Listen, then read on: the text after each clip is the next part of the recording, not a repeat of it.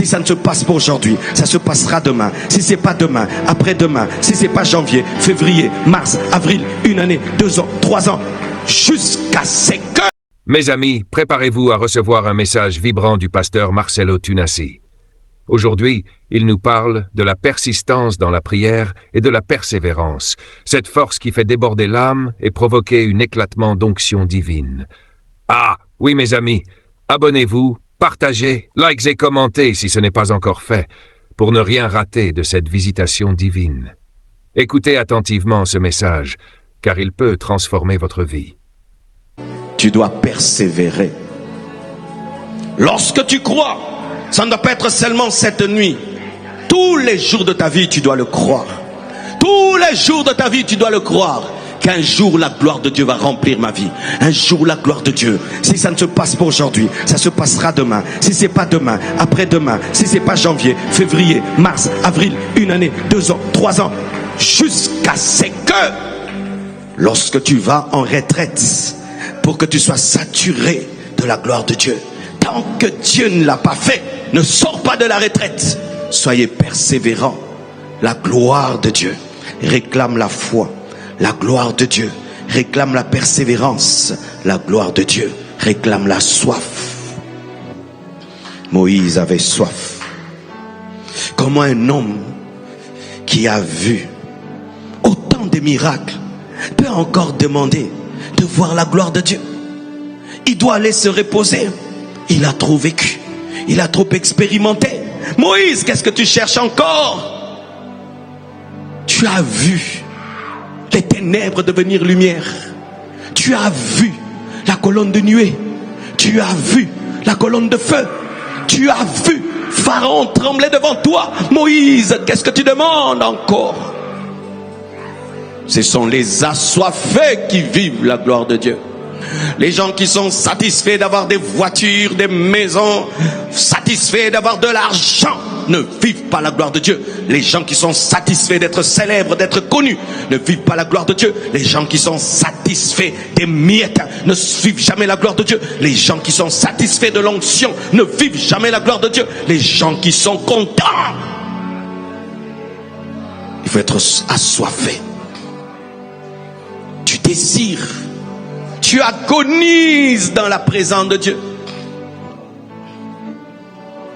Des fois même tu pries, tu n'as plus rien à dire, mais au-dedans de toi tu es déchiré, au-dedans de toi tu cries, au-dedans de toi tu pleures, au-dedans de toi tu agonises, et Dieu te voit, il regarde, il dit: cet enfant a besoin de moi, cet enfant me veut, et il va venir dans ta vie.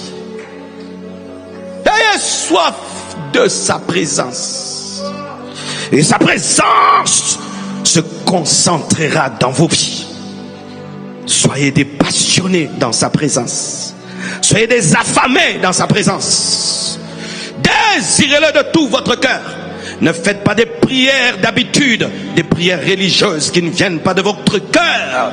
Vous ne vivrez jamais sa gloire, car la gloire de Dieu ne se montre qu'aux assoiffés, ne se montre qu'aux affamés. Ce ne sont pas tous les disciples de Jésus-Christ qui sont montés à la montagne de la transfiguration. C'était les plus assoiffés.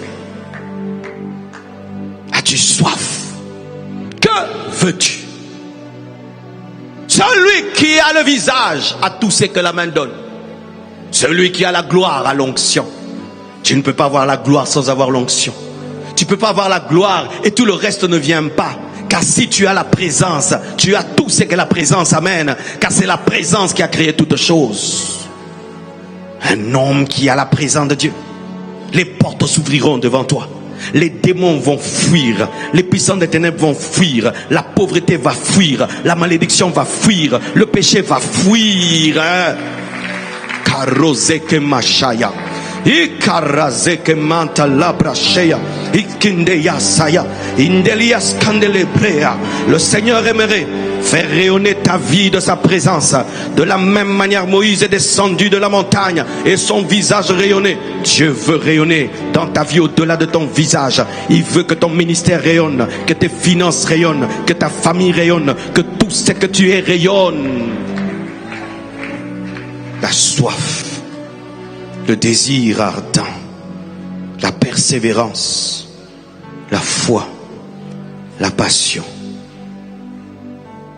et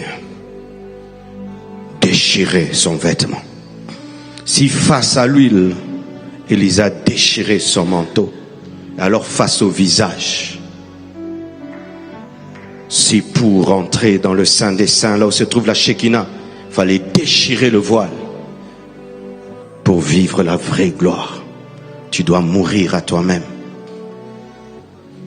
Tu dois mourir à toi-même. Tu dois renoncer à toi-même.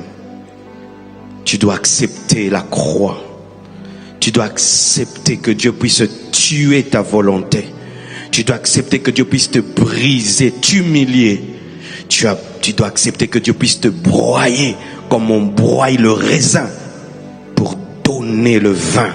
Tu dois accepter d'être écrasé comme on écrase la fleur pour donner le parfum.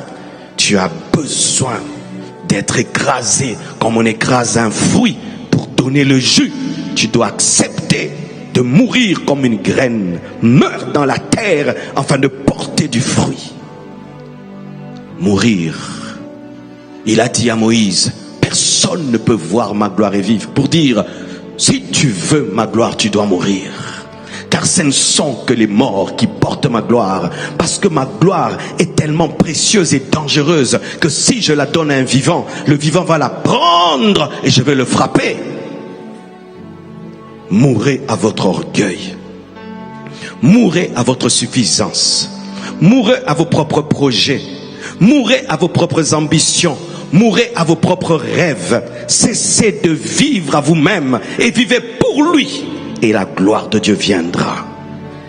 Dieu n'investit jamais sa gloire dans des hommes vivants, dans des hommes orgueilleux, dans des hommes égoïstes, dans des hommes qui refusent d'abandonner le péché, dans des hommes rebelles, dans des hommes déloyaux, dans des hommes qui cherchent sa gloire pour eux. C'est pourquoi Dieu te brisera. C'est pourquoi des fois Dieu te fera mal. Mais mal pas pour te détruire, mal pour t'élargir, mal pour t'étirer, mal pour te sarcler avant de planter. Il te brisera, il te taillera, il te fera passer par des moments de douleur, des moments difficiles, parce qu'il veut étendre la grandeur de ton vase afin de te remplir davantage. Es-tu prêt à ton brisement? Es-tu prêt à vivre des épreuves qui vont te tailler et t'élargir? Si tu acceptes le brisement, si tu acceptes le renoncement, si tu acceptes la mort à toi-même, si tu acceptes de mourir à ton ego, c'est alors que Dieu lui-même verra qu'enfin il est mort à lui-même. Je peux lui donner la gloire et il va rester humble. Je peux lui donner ma gloire, il ne va pas la voler. Je peux lui donner la gloire, il ne va pas se trouver extraordinaire. Je peux lui donner la gloire, il va me la rendre. Les 24 vieillards donnent toujours leur gloire et Dieu rend la gloire. Ils jettent leur couronne et on donne une autre couronne, car celui qui jette une couronne aura toujours une couronne. Et tu jettes, il donne une autre, et tu jettes, tu donnes une autre, il jette, il donne une autre. Dieu veut amener sa gloire dans ta vie, mais tu dois mourir. Tu dois mourir à toi-même. Tu dois accepter son école. Si tu acceptes son école, alors tu vivras sa gloire.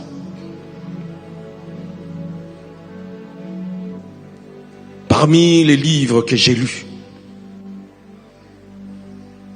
il y a un livre que je recommande à tous les chrétiens et à tous les hommes de Dieu. Chasseur de Dieu, de Tony Taney.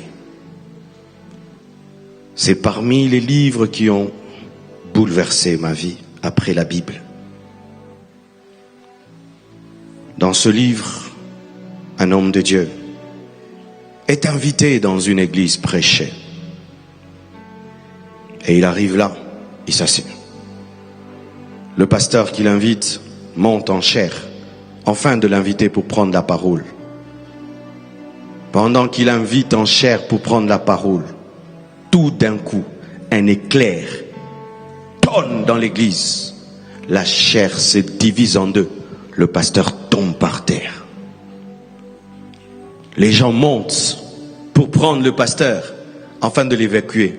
Tous ceux qui montent tombent.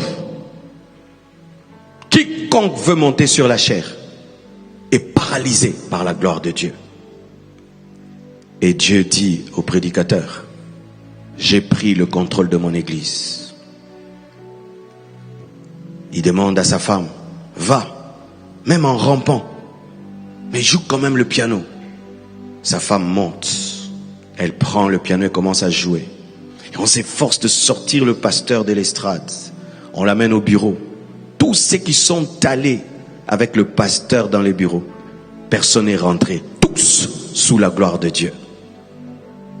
Ils avaient un culte qui devait prendre fin. Personne ne sort de l'église. Sans prédication, sans rien. Les gens commencent à crier, demander pardon. Seigneur, pardonne mes péchés. Seigneur, pardonne mes péchés. Seigneur, pardonne. Les personnes les plus compliquées commencent à crier leurs péchés. Un réveil commence dans l'église. Les gens entendent leurs enfants. Les enfants ne viennent toujours pas. Ils se disent, je vais aller prendre mon enfant. Les gens arrivent au parking. Ils trouvent des gens paralysés par la gloire de Dieu. Les gens sont en train de pleurer. Eux-mêmes qui sont allés chercher leurs frères, paralysés par la puissance de Dieu. Les gens qui sont venus au deuxième culte trouvent ceux du premier culte, paralysés par la puissance de Dieu. Ceux du troisième culte trouvent ceux du deuxième culte. Un réveil extraordinaire. Frères, sœurs, c'est de ça dont nous avons besoin. De sa présence. Quand vous priez dans vos chambres, quand vous venez à l'église, recherchez cela. Et si vous avez cela, le péché va s'en aller, la maladie va s'en aller, la pauvreté va s'en aller, la malédiction va s'en aller, les efforts vont s'en aller. Et cette nuit, il y a des gens qui vont expérimenter la gloire de Dieu. Oui, il m'a dit cela. Cette nuit, il y a des gens qui vont expérimenter le cabot de Dieu. Le cabot de Dieu, c'est un poids. Tu vas sentir un poids spirituel qui tombe sur toi. Et retiens ceci. Ce ne sera pas une expérience que d'une veillée. Ce poids va t'accompagner dans ta vie. Ta vie va peser. Ta vie va peser.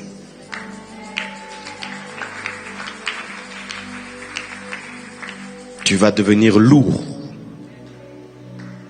de la présence de Dieu. Tu arriveras dans un endroit, tu es seul. On sent comme si vous êtes nombreux.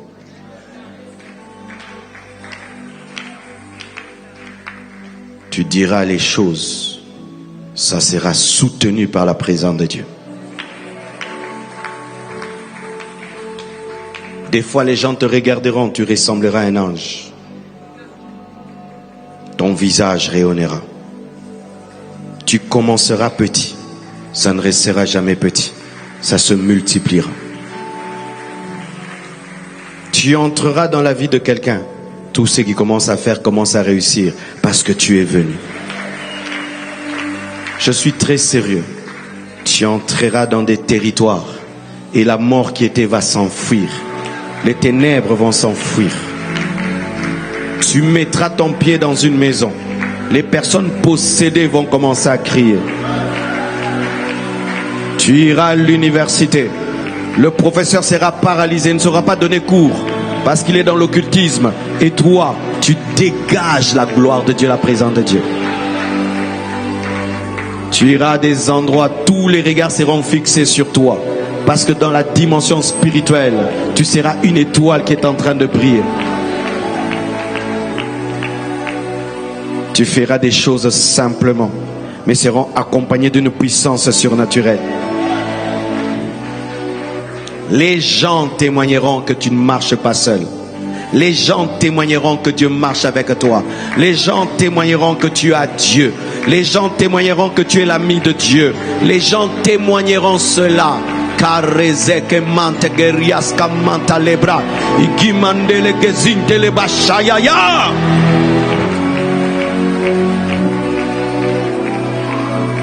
Tu ne prieras pas pour entrer dans la présence de Dieu parce que tu vivras dans la présence de Dieu. Il n'y aura plus dans ta vie entrer dans la présence de Dieu et sortir de la présence de Dieu parce que tu es dans la présence de Dieu. Même après avoir dit Amen, tu continueras à être dans la présence de Dieu. La fin de la prière ne sera pas la fin de la présence. La fin de la prière ne sera pas la fin de la présence. Tu arrêteras de prier, mais tu continueras à vivre dans la présence.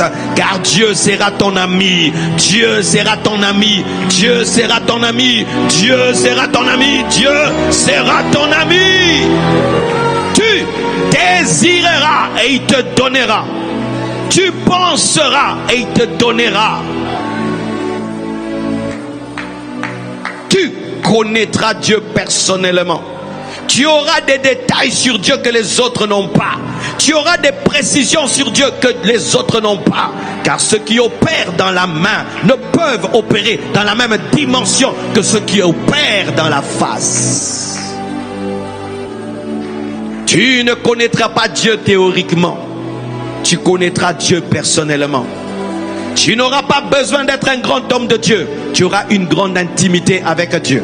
Tu n'auras pas besoin qu'on te raconte ta vie. Tu connaîtras ta vie parce que tu connais celui qui te connaît. Shakeria zemante kariaba itelebraya zuma kema yende lebro uzi kema yada lebroya. Le Père est ici. Le Père est ici. Le Père est ici. Le Père est ici. Le Père est ici. Le Père est ici. Le Père est ici. Le Père est ici.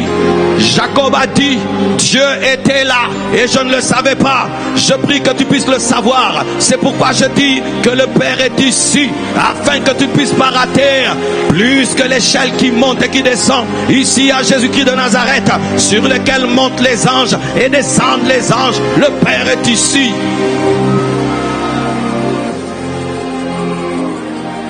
Le Père est ici. Là où il y a le Père, il y a l'amour. Là où il y a le Père, il y a la grâce. Là où il y a le Père, il y a la bénédiction. Là où il y a le Père, il y a la guérison. Là où il y a le Père, il y a la sanctification. Le Père est ici. Moïse, tu me verras. Mais tu me verras au travers de Jésus. Et nous avons Jésus. Nous n'avons pas peur de sa face, car son sang nous couvre. Et je peux demander aujourd'hui, montre-moi ta face, sans avoir peur de mourir, parce que j'ai l'isolant Jésus, qui me permet de voir sans mourir, car Jésus est déjà mort pour que je voie. Il a plus que ce que tu lui demandes à te donner. Il a lui-même à te donner. Dieu veut devenir ton cadeau. Dieu veut devenir ton cadeau. Dieu veut devenir ta richesse. Dieu veut devenir ton trésor. Si tu viens chez moi, tu vois ma voiture. Tu n'as pas vu la plus grande dimension de ma maison. Si tu viens chez moi, tu vois mes enfants. Tu n'as pas encore vu la plus grande dimension de ma maison. Si tu viens chez moi, tu vois mon jardin. Tu n'as pas vu la plus grande dimension de ma maison. Si tu viens chez moi, tu vois mes chaises. Tu n'as pas vu la plus grande dimension de ma maison. Mais si tu me vois, tu as vu la plus grande dimension de ma maison. Parce que c'est moi qui rend importante ma maison. Et si tu viens en Dieu, tu ne vis pas Dieu, tu n'as rien vécu. Aujourd'hui, Dieu veut se donner à toi. Il veut entrer dans ta vie. Il veut t'accompagner à l'université. Il veut t'accompagner à l'école. Il veut t'accompagner au travail. Il veut t'accompagner dans ton ministère. Il veut t'accompagner dans tes luttes et dans tes combats. Il veut entrer dans tes guerres. Il veut entrer dans tes défis. Il veut entrer, il veut entrer. Ouvre-lui la porte.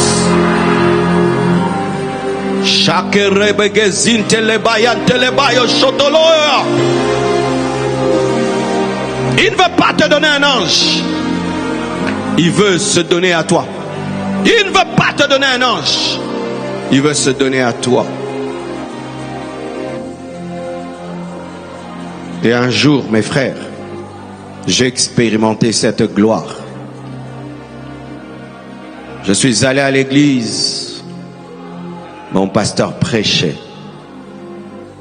Comme ce qui est arrivé au début de la prédication. Il lisait le texte seulement. J'ai entendu les cris de mon peuple. C'est pourquoi je suis descendu. Comme je lisais au début. Et quand il a lu, j'ai entendu une voix dans sa voix. J'ai entendu dans les Écritures une voix. J'ai entendu dans mes oreilles des gens qui criaient. Des millions et des millions. Comme des grosses eaux. Marcelo, viens nous prêcher l'évangile. Tout d'un coup, j'ai senti un poids pesant tomber sur moi. J'étais projeté par terre. Et quand je suis tombé, j'arrivais plus à me relever. Ce poids était tellement pesant. Je suis resté par terre. J'ai passé mon culte par terre. Le culte a pris fin par terre. Les gens sont partis par terre. Toute l'église s'est vidée. Je suis resté seul par terre. Le poids de Dieu, c'était plus que l'onction. Le poids de Dieu était sur ma vie. Dieu était en train de s'investir en moi. Il était en train de contaminer mon esprit, contaminer mon âme, contaminer ma vie. Car il connaissait le futur. Les choses que Dieu te donne dans le présent, prépare ton futur. Karazia Mashadaya, Karyazia Shadaya, Karyazia Shadaya, Karyazia Shadaya, Karyazia Shadaya, Karyazia Shadaya Mayas. Et alors, mes frères, je suis resté là. J'ai commencé à entendre les oracles de Dieu. Je prie que le Dieu qui vient parle. Car s'il vient, il vient avec une bouche. S'il vient, il vient avec une bouche. Je prie que Dieu te donne des oracles, des oracles, des oracles, des oracles. Oui, Dieu parle. Dieu existe, Dieu parle. Dieu existe, Dieu parle. Celui qui a créé la bouche parle.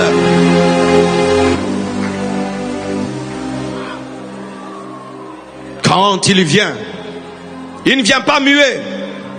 Il vient avec la parole. Il vient avec une direction.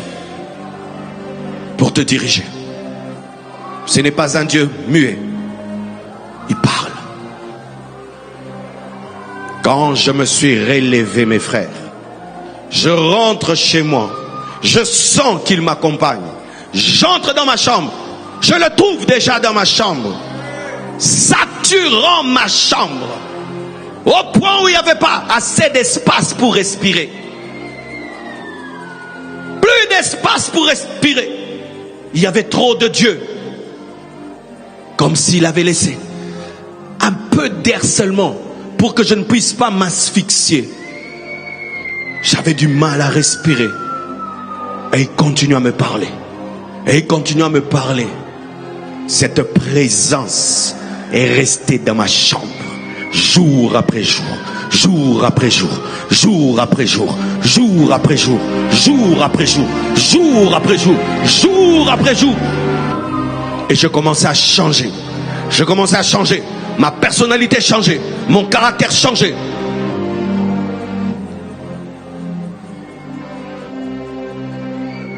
C'est dans cette présence que j'ai reçu la vision de la compassion.